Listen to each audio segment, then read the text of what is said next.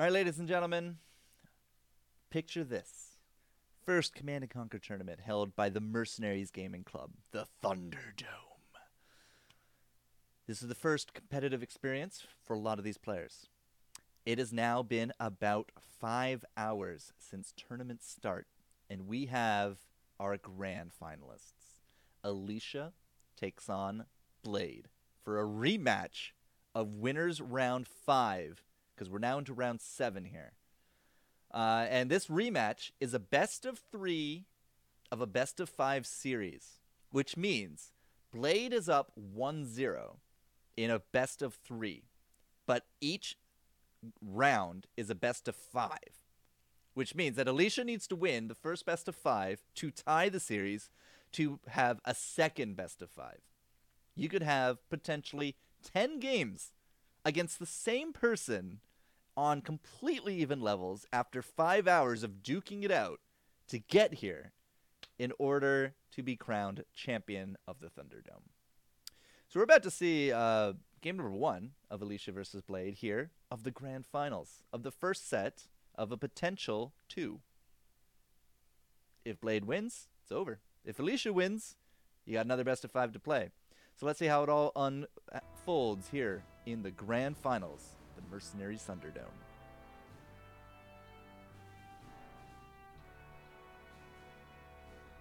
Establishing battlefield control. 3, 2, 1. New objective. All right, so as we prepare ourselves into this, there were a lot of deck swaps. There were a lot of new commanders. But essentially what it came down to is that there was an overwhelming desire for the boosts. Oksana for Nod, Jackson for GDI.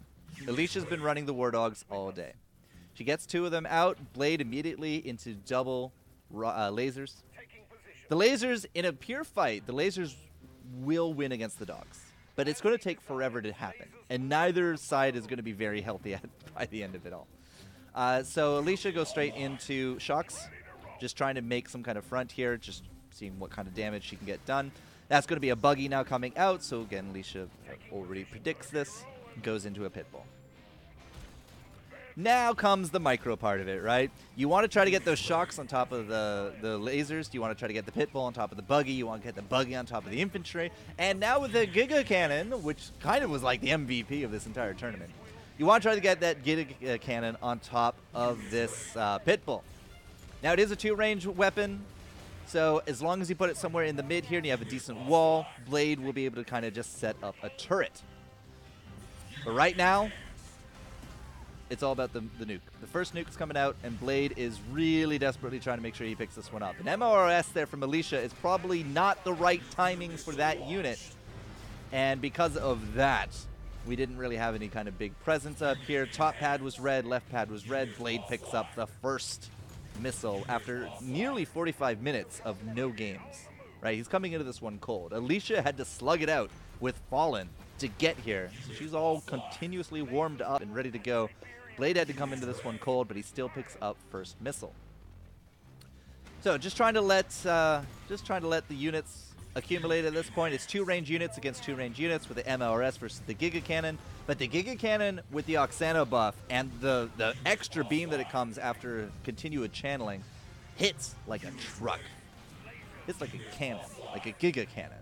It's kind of the name of it there. The MRS is actually doing a lot of work here from Alicia. She took the same strategy that Blade has here and has been really just trying to make sure that she can use it to perfection. She micros the MRS to focus down the Giga Cannon.